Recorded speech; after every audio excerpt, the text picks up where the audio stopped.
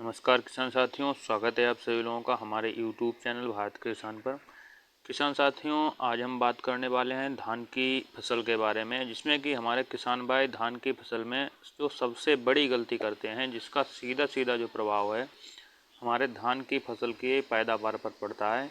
तो उस गलती को किसान भाइयों को इस समय पर नहीं करना चाहिए। किसान साथियों, हमारी जो धान की फसल होती है, जब बालियाँ निकलने लगती है, गबोड़ अवस्था में आती है, उस समय पर हमारे कुछ किसान भाई क्या करते हैं, उसमें नाइट्रोजन का उपयोग करते हैं, नाइट्रोजन डाल देते हैं। वो ये सोचते हैं कि हमारा पौधा अगर हरा भरा बना रहेगा, अंत तक तो अच्छी बालियाँ निकलेंगी, लेकिन उसका हमें विपरीत प्रभाव देखने को मिलता है।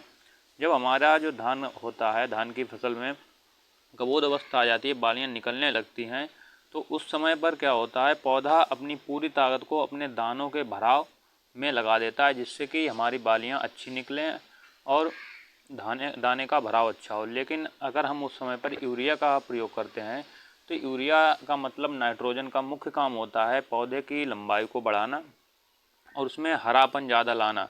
तो हरापन लाने की वजह से एक तो यूरिया का उपयोग करने से उस समय पर कीटों का प्रकोप बहुत ज़्यादा देखने को मिलता है।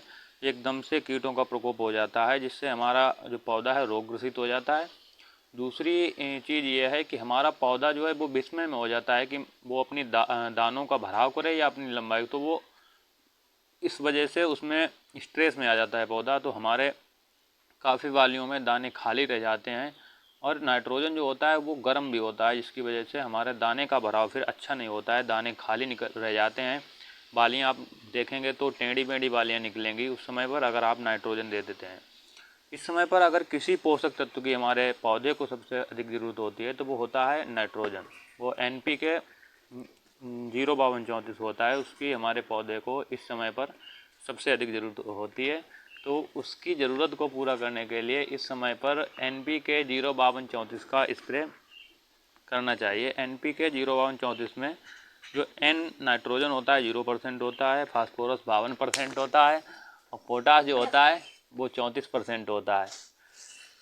इसके साथ ही अगर बोरोन का भी उपयोग करें तो उसका बहुत अच्छा प्रभाव आपको देखने को मिलेगा। बोरोन आपको जो लेना है वो बोरोन 20% वाला लेना है, बोरोन B20 के नाम से आता है, वो आप लें। उसकी आपको मात्रा 100 से 150 ग्राम प्रति एकड़ के हिसाब से लेनी है। NPK की मात्रा आपको 1 से 1.5 किलो के हिसाब से प्रति एकड़ के हिसाब से आपको लेनी है। स्प्रे करते समय आपको ध्यान रखना है कि मौसम साफ़ होना चाहिए। अगर मौसम साफ़ नहीं है, आपको थोड़ा थोड़ा बादल लग रहा है, तो आप अपने घोल में जो है सिलिकॉन चिप जो आती है, चिपको के नाम से, उसको ज़रूर मिक्स कर लें। उससे क्या होता है, हमारी जो दवाई होती है पौधे के ऊपर सही से फैल जाती है, जिससे हमें उसका पूरा रिजल्ट देखने को मिलता है। तो और आपको ध्यान रखना है कि आपकी फसल पर ओस का जो है आवरण वो हट चुका हो। सुबह 10 बजे के बाद आपको स्प्रे करनी है, 9-10 बजे के बाद, जिससे कि ओस ना हो खेत में, तो आपको उसका बेहतरीन रिजल्ट देखने को मिलता है। जब सूखी पत्तियों पर पड़ती है तो वो अच्छे से चिपक जाती है।